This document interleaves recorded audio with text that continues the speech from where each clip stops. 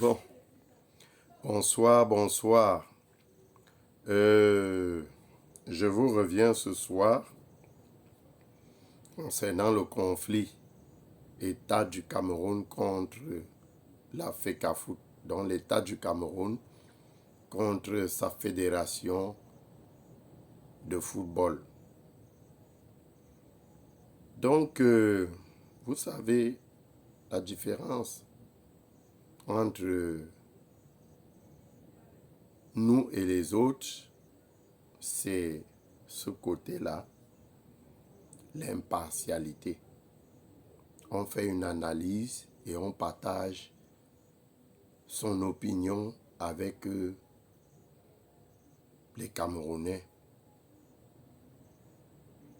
Parce que c'est d'abord un conflit qui nous concerne et qui trouvera une solution entre Camerounais. Donc, s'il faut être clair, c'est que il y a une question qu'on doit se poser. Une question qu'on doit se poser. Parce que on connaît très bien comment ce pays fonctionne. Et puis, mais à chaque fois qu'il se produit un événement ou quelque chose, on a l'impression d'être surpris. Alors qu'on ne devrait plus être surpris par un certain nombre de choses. Voilà, à la FECAFOOT, on tire sur Eto'o, moi-même, en premier, parce que moi-même en premier, il faut toujours reconnaître ce qu'on fait et il faut toujours reconnaître qu'on est contre la gestion de tel ou on est pour la gestion de tel. La gestion des taux, je suis contre. Parce que les caisses de la fédération, semblerait-il, sont vides. Je n'ai pas vérifié, mais je dis semblerait-il, sont vides. Comme nous relatent certains médias. Et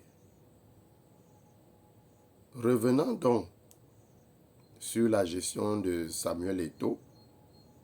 Moi, je suis le genre de personne qui aime souvent se mettre à la place de tout le monde. Et je réfléchis. J'essaie de me poser les questions. Mais pourquoi depuis que ce conflit a commencé, pourquoi il n'y a pas ceci, pourquoi il n'y a pas cela, pourquoi telle chose n'est pas faite et que telle autre ne l'est pas faite, n'est pas faite, ne l'est pas. En se posant des questions, surtout quand on est neutre, hein, qu'on cherche la neutralité, en se posant des questions, on arrive à remuer certaines choses dans sa tête et puis on se dit, bon, pourquoi ne pas partager ça avec les concitoyens qui sont à la quête des opinions, des points de vue par rapport à tout ce qui se passe. Est-ce que ça ne peut pas aider mon opinion, une ou deux personnes, moi je m'arrête toujours là, je ne veux pas les millions, une ou deux personnes à penser aussi différemment. Donc, les gens qui pensent que parce qu'on dit que Eto'o doit démissionner, Eto'o a échoué, oui, moi je redis encore qu'il a échoué. Je redis qu'il a échoué et je redis encore qu'il doit démissionner. Ça, je réitère, je reste encore dessus. Sauf que, dans ma réflexion, il y a une évolution. Et je me suis demandé, mais pourquoi personne n'en parle? Pourquoi les gens ne font même pas cette remarque? La plupart des présidents des fédérations qu'on a amenés ont échoué. De la même manière, Mais les gens voient toujours les présidents de fédérations, mais personne ne se pose la question. Qu'est-ce qui fait échouer tout le monde de la même manière? Qu'est-ce qui fait échouer tout le monde? Est-ce qu'on choisit simplement les gens qui ont la même gestion, la même méthode de gestion pour mettre à la fédé et que les échecs sont semblables? Qu'est-ce qui se passe réellement? Et c'est ça la vraie question. Si on peut se poser cette question, c'est là où chacun va commencer à regarder de gauche à droite et trouver les raisons. On a pour habitude de dire que non, le président de la République a voulu que Eto'o prenne la fédération. La haute hiérarchie de l'État a bien voulu que Eto'o prenne la gestion de la FECAFOOT, qu'il puisse apporter un plus au football, à notre football, qui puisse apporter des changements, des améliorations, qui puisse aider notre football à se développer et qui puisse nettoyer la maison FECAFOOT. Nettoyer, assainir le milieu du football où les gens bagarrent depuis pour de l'argent. Mais il y a eu une erreur dès la base. Selon moi, je dis bien selon moi, vous êtes libre de partager mon avis, comme vous êtes libre de ne pas partager mon avis, mon opinion. Je ne suis pas professeur, je ne suis même pas docteur. J'ai mon petit niveau intellectuel. J'ai un petit niveau qui m'a permis d'être au moins journaliste, donc j'ai un master 2. Voilà, parce que moi, j'ai fait le système LMD. Donc il faut vous renseigner et on va vous dire qu'est-ce que c'est. Sauf que l'école où j'ai fait mon système LMD a fermé, n'a pas fermé, excusez-moi, je dis des bêtises, n'avait pas le cycle doctorat. Ils n'avaient pas encore commencé, ils avaient seulement 2 cycles, licence et master. Alors, ne dites pas que le gars qui parlait là, je m'appelle Daryl Lover. Je ne cache pas mon nom. Je suis un homme des médias et beaucoup de personnes me connaissent comme tel. Donc, j'ai fait Abidjan, j'ai fait mes études à Abidjan et beaucoup de personnes me reconnaîtront. Et certains me connaissent déjà. Donc, ne dites pas que, oh, lui qui parlait là même, c'est qui? Moi, je donne mon identité. Et quand je donne mon identité, je ne donne pas par rapport à la fortune que je peux avoir ou bien par rapport à la misère. Sauf que je vous dis toujours que je suis quelqu'un de très digne.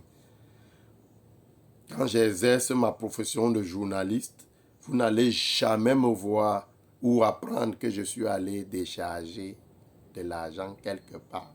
Vous pouvez fouiller partout, dans tous les ministères, dans toutes les institutions du pays, qu'elles soient internationales ou nationales. Moi, je ne décharge pas l'argent. On va dire c'est le Père Diem et tout. Je trouve que c'est ça là qui a appauvri notre métier. C'est ça là, ces petites sommes de 10 000, 5 000 qu'on va décharger de gauche à droite. C'est ça qui a terni l'image du journaliste au Cameroun. Moi, même si j'ai faim, je préfère demander un service à un proche que d'aller décharger ce genre de montant-là. Je ne suis pas un mendiant, je ne suis pas un affamé. Donc, c'est pour dire que tout ce que je dis, je n'ai aucun intérêt derrière personne. Derrière personne.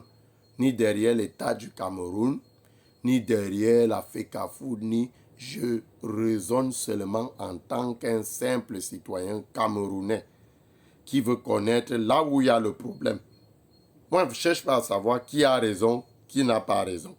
entre l'État et la FECAFOOT. Je cherche à savoir là où il y a le problème. Et qu'on essaye, parce que ça ne sert à rien de sacrifier les gens sans régler le problème.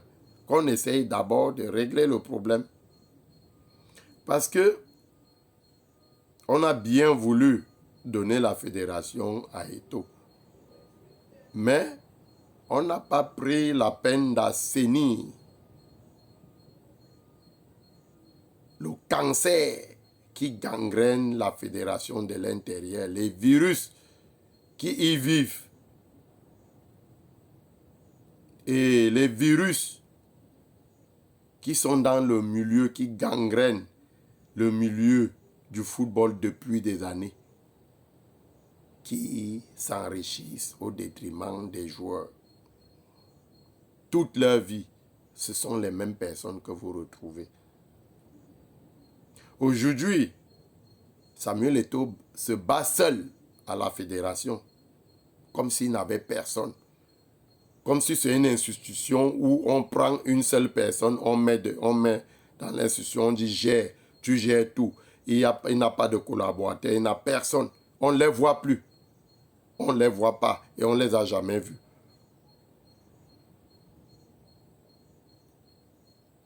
Mais, je suis prêt à parier que ce sont ceux-là qui tirent les bénéfices dans l'ombre. Et ça a toujours été le fonctionnement des Camerounais. Et c'est pourquoi, normalement, à la fédération, quand un nouveau président vient, il doit venir avec son équipe entièrement. Son équipe de personnes neutres. Neutres. Parce qu'il y a des gens dans cette fédération-là qui sillonnent le milieu du football depuis des années. Ils ont tous les rouages des fraudes de match. Ils ont toutes les techniques de fraude de match. Ils ont toutes les techniques de détournement d'argent, de surfacturation et tout et tout. Alors quand tu arrives là, ils te prennent en otage. Ils te prennent en otage. Et quand tu veux même arriver, parce que on aurait appris que Samuel Eto'o a voulu démissionner. Je ne sais pas si c'était du bluff ou c'était sincère sa démission. Quand ils vont dire non, président, tu démissionnes, nous on te soutient. Ouais, ce n'est pas toi qui soutiens, ce sont leurs intérêts. Parce que tant que tu es là, eux, ils sont là.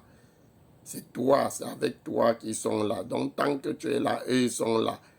Et s'ils peuvent t'aider à pourrir ton image, à ternir ton image, c'est-à-dire que dès qu'il y a des rentrées d'argent, les gars commencent à sucer, ils créent les choses, et ils sucent. Quand tu peux ouvrir les yeux, tu es le premier comptable. Tu as même honte de dire devant les gens que voilà ce qui se passe. Et ils sont là, tu ne peux pas te débarrasser d'eux. Ils ont tous les rouages du système. Ils maîtrisent comment pétrir la pâte pour embobiner les gens, pour fourrer les gens dans les baguettes. Donc ces gars-là, c'est des microbes, c'est des virus.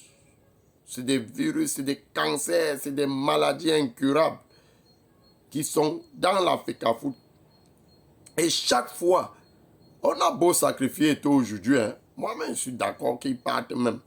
Et moi je suis d'accord qu'ils partent, je redis encore qu'ils partent.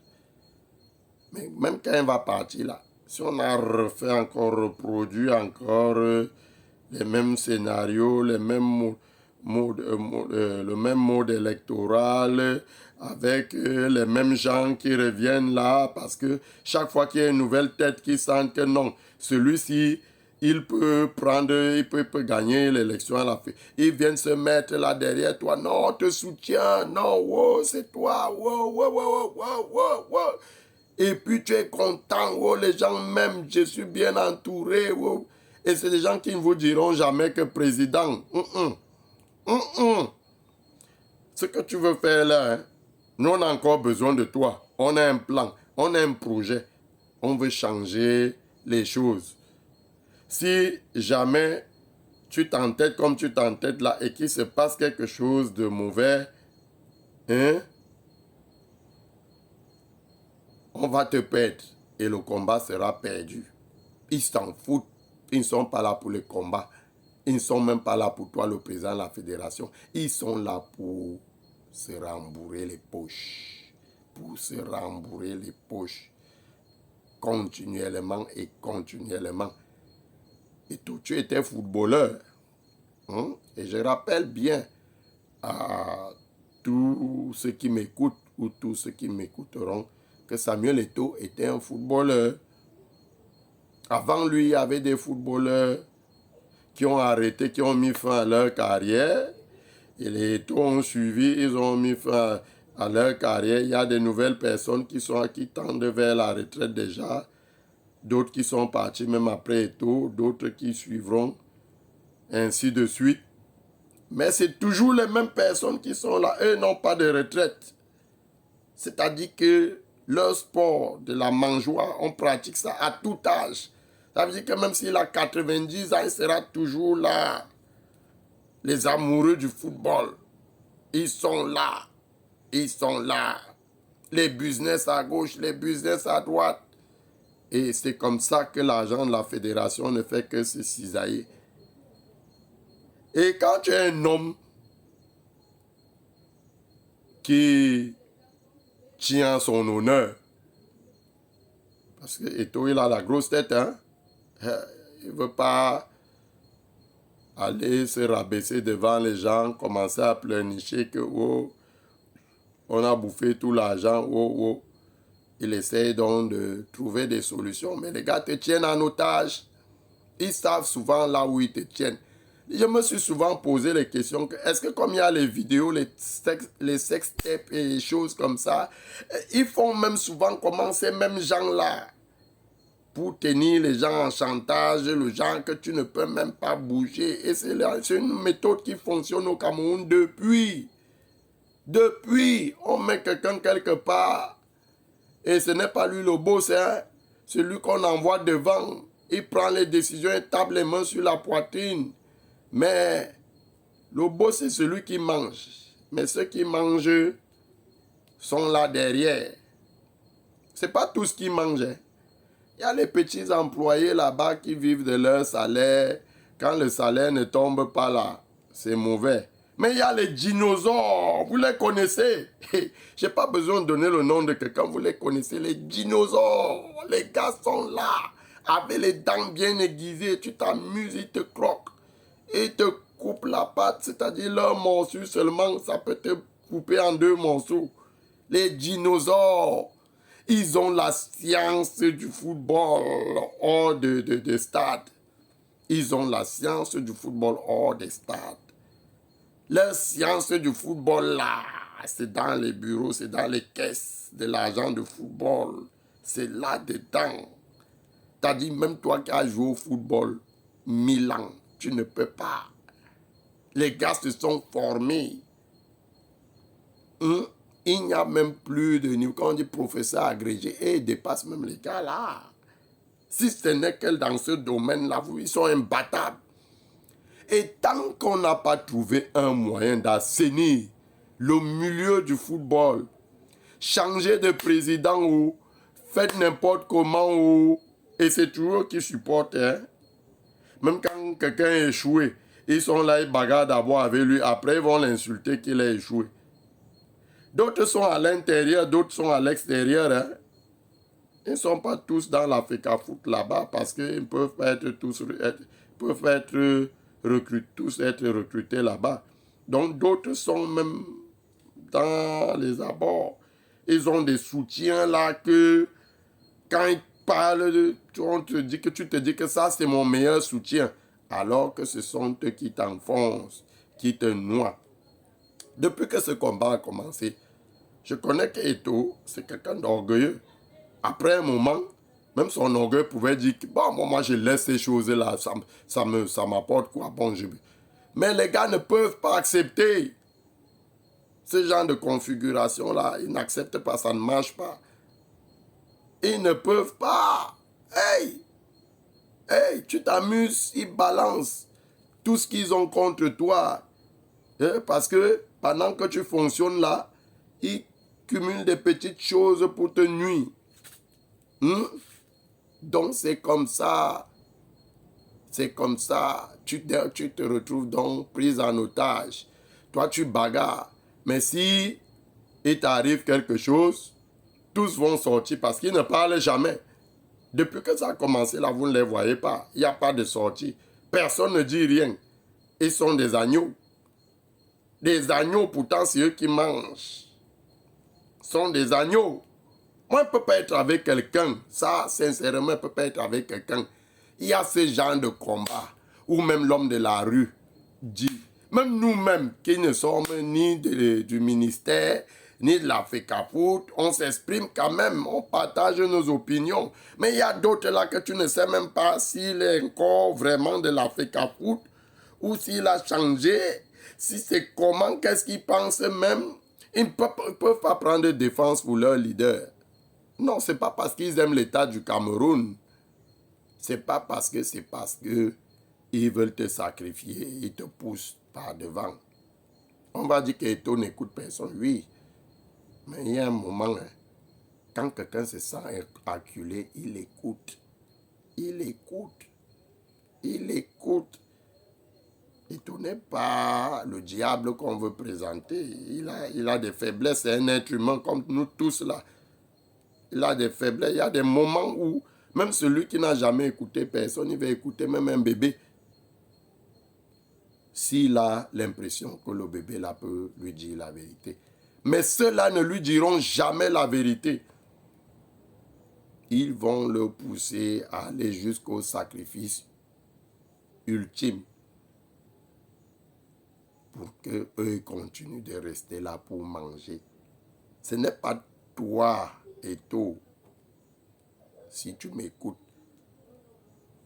Ce n'est pas lui, pour tout ce qui est Eto, ce n'est pas lui. Les gars ne se battent pas pour lui. Ils se battent pour eux. Quand on te conseille derrière, là, non, présent, on est avec toi, ils ne sont pas avec toi. Ils ne sont pas avec toi. Si tu tombes là, celui qui vient, il leur dit que bon, je vous garde. Et il continue. Il continue. Il continue. Donc, on aurait dû organiser les choses de manière à ce que quand un président vient, il peut même choisir au quartier des gens qui, quitte à ce qu'après l'élection, que tout le monde se fasse former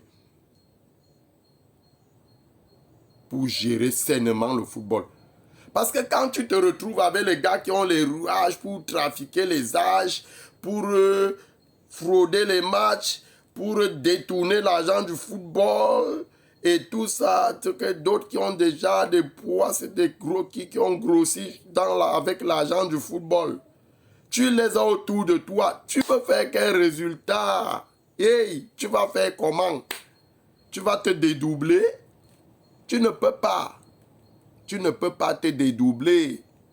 Mon type, tu ne peux pas. Même si tu es qui, même si tu es né où, même si tu as fait 10 ans dans le ventre avant de naître, tu ne peux pas. Quand ces gars-là sont là, tu ne peux pas. Tu ne peux pas. Et ils vont toujours t'amener à croire qu'ils sont avec toi, qu'ils te supportent contre vents et marées, ils sont avec toi, ils ne mourraient qu'avec toi. Alors que ils sont en train de te pousser directement dans le trou. Directement. Et ça, c'est la méthode camerounaise. Unique aux Camerounais parce que si quelqu'un d'autre copie ça, il va nous payer les droits d'auteur. Parce que ça, c'est notre invention, ça. C'est notre invention. Personne d'autre. Alors, quand tu te dis donc, non, mais mon équipe me soutient. On met le ministre devant toi, tu dis, lui, c'est qui? On met le premier ministre, tu dis, lui, c'est qui? On met le SGP, lui, c'est qui? On met d'autres personnes. Eux, alors, c'est même les mouches. qu'on peut seulement attraper avec un petit filet ou bien, allez, un petit truc, les raquettes qui électrifient les mouches là maintenant, crac, crac, crac. Et puis, tu ne vois rien devant toi parce que tu sais que tu as du soutien, que tes gars sont prêts à mourir. Ils sont comme les avocats. L'avocat, il voit que tu ne peux pas gagner une procédure, mais il veut ses honoraires. Il va te pousser à aller de l'avant. Quand tu as un avocat qui te dit que l'affaire si là, laisse, c'est vrai qu'elle veut mes honoraires, donc moi-même mon petit dépannant, moi et pas moi, me débrouiller avec, mais laisse le problème. Si on part, même si tu fais comment, tu ne peux pas gagner la procédure ici. Ça ne sert à rien. Même si tu gagnes, tu ne seras pas gagnant. Il y a des procédures comme ça. Que tu gagnes dans le droit, tu gagnes, mais tu n'es pas gagnant. Hein? Moi, il y a des gens qui m'ont escroqué, surtout ces jours-ci. Quelqu'un vient, tu lui donnes du travail, il dit que bon, comme il va aller habiter au chantier, que tu lui donnes 20 000, une avance de 20 000, il va se ravitailler pour avoir de quoi manger au chantier. Tu prends l'argent, tu donnes. Après, il disparaît. Quand il disparaît, tu vois que bon, aller porter plainte avec toutes les tracasseries et tout pour 20 000. Et quand tu vois même parfois la plupart de ces gens-là, même si tu peux l'arrêter là, c'est pas sûr que 20 000 sortent. Après, peut-être toi-même tu auras encore. C'est-à-dire que tu allais ajouter les dépenses à la première perte de 20 000. Donc, même si tu l'envoies donc au procès, tu dois payer un avocat, tu dois aller passer des heures là-bas ou et tout, on va le juger, on va le condamner, mais tu es toujours perdant. Parce que ce que il devait te faire comme travail n'a pas été fait. Tes 20 000 sont partis, ton temps, ton énergie et tes moyens encore que tu as mis dans la procédure, ça s'est ajouté aux 20 000. Donc, souvent, quand quelqu'un veut vous dire la vérité, qu'il vous dise les choses pertinemment. C'est comme la situation FECAFOOT contre l'État du Cameroun aujourd'hui. Quoi qu'il se passe, et toi, tu ne peux pas être gagnant. Tu ne peux pas. Même si la FIFA décide que, même si tel décide que, tu ne peux pas gérer une institution quand les gens qui te financent vont commencer à boycotter, vont commencer, c'est-à-dire que ça, ils vont te compliquer la vie. Ils vont te compliquer la vie, cher frère. Ils vont te compliquer la vie. Ne te sacrifie pas pour ça. Nous, on a encore besoin de te voir vivant. Hein? Parce que quand on voit tes oreilles, là, ils pensent à tes buts. Je pense, moi j'ai été un de tes supporters, ce n'est pas le bruit que les gens font aujourd'hui. Maintenant que tu as l'argent, tout le monde est ton ami, tout le monde te supporte, tout le monde. Non, nous on t'a supporté. On a failli me tuer au Congo à cause de ton maillot de la CAN 2002.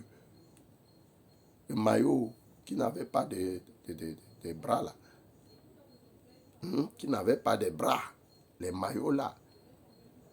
J'étais à l'hôtel Ondongomoko à Brazzaville. J'attendais mon visa pour l'Angola.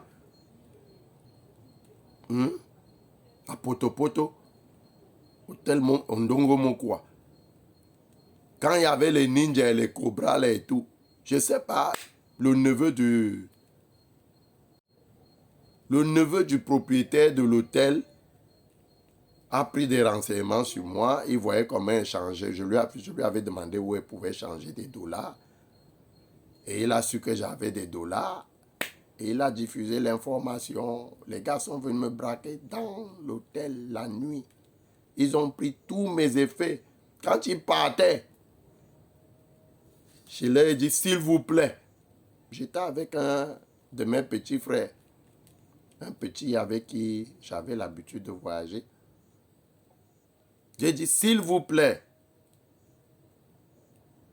ils viennent avec la crosse de fusil là pour me cogner. Celui qui semblait être leur chef là dit que non, attendez. Il dit, il y a quoi? Et il dit que le petit sac noir que vous avez là, J'ai un maillot de football. Je ne voulais pas donner le nom ni quoi, machin, parce que si ils prononçaient que Eto'o, eux-mêmes, ils allaient partir avec que le maillot d'Eto'o. Ils allaient partir avec. Donc, il dit que j'ai un maillot vert là. Pardon, donnez-moi ça. Si vous me donnez ça, même si vous partez avec tout le reste, je n'ai pas de problème. Ils ont pris le maillot. Quand elle a sorti ça du sac, il n'a même pas eu le temps d'étaler pour voir si c'était le maillot de quoi et tout. Il m'a dit c'est ça. Il a balancé, il a vu que bon, c'est un habit. Il n'y a pas l'argent collé sur c'est rien. Il m'a balancé, j'ai dit merci. Même mon petit là m'a reproché que mes grands, les gars, s'ils pouvaient nous buter à cause du maillot, sur le maillot, tu peux mourir pour un maillot. Donc nous, on t'a supporté, on a supporté et tout. Ce n'est pas le bruit que les gens font là. On a même pris des risques.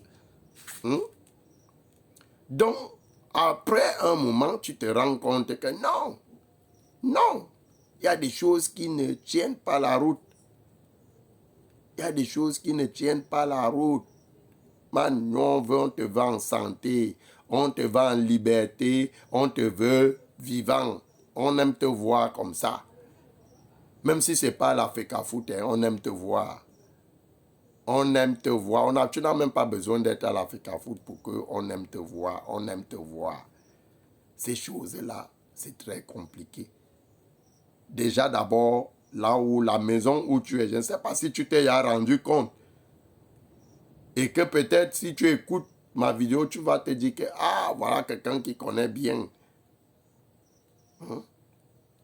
Que voilà quelqu'un qui connaît bien ce qui se passe.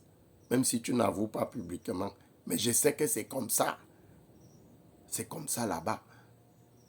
Vous croyez que beaucoup de nos frères de la diaspora qui viennent pour investir au Cameroun échouent? Pourquoi?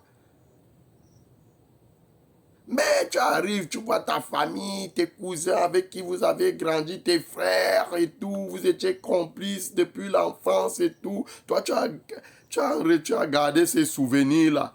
Donc, quand tu atterris comme ça, tu as dit que tu rentres chez toi, tu as apporté ton petit capital, que tu viens investir, tu restes chez toi. Tu es fatigué de rester au milieu des immeubles, du béton, tout ça. Non, que tu es fatigué de vivre dans un petit espace. Tu veux vivre où il y a l'espace chez toi, manger manger le chunko. Tu veux manger les mbongo, tu veux manger les ndolets. Donc, tu veux rester là, que chaque bout de chaque coin de la rue où tu veux, tu t'arrêtes.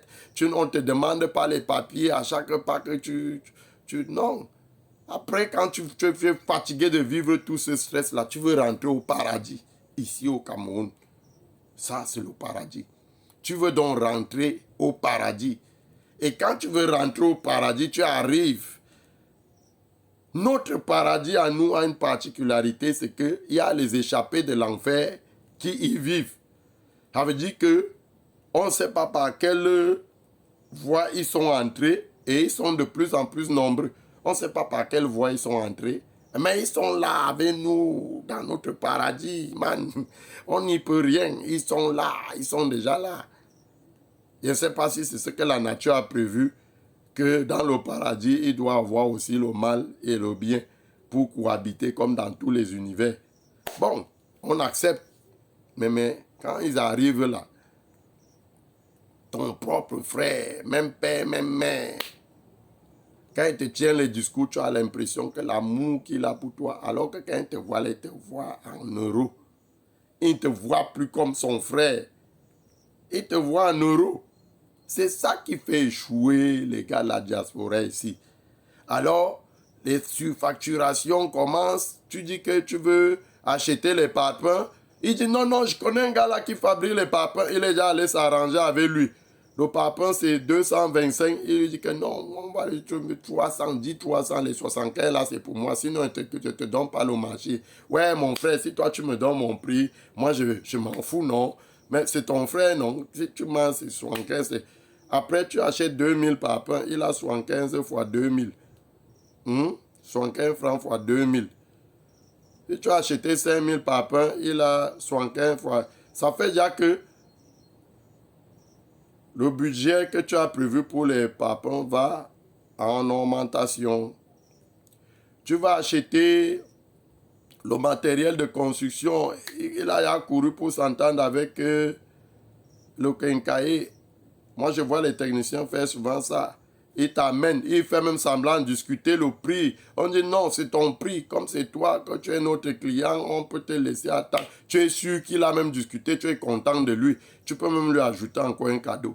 Dès que tu tournes le dos, lui vient prendre son gombo. Hein? Il vient prendre son gombo par derrière. Et c'est comme ça, tu es dans ce genre de film-là alors. C'est pour ça qu'on dit, les gars, oh, les gars, la diaspora, d'autres. Après, on se moque encore. Il est venu ici, qu'il vient investir, il croit que le Cameroun, c'est un beignet. Et que vraiment, que quand nous on vit ici, ils ne savent pas ce que nous on vit. Ils viennent ici, qu'ils viennent investir et tout et tout. Alors, tu te rends donc compte que là où tu es là, tu as merdé. Tu as merdé et tu as mal fait d'avoir confiance au tien. Hein? Tu as mal fait d'avoir confiance au tien. Et il y a un flou ici. Il peut avoir un problème. Jamais la vérité ne sort. On tourne autour de la vérité. Personne ne cherche à savoir que bon. Le problème, si même c'est là où... C'est-à-dire, et chacun défend seulement ses intérêts.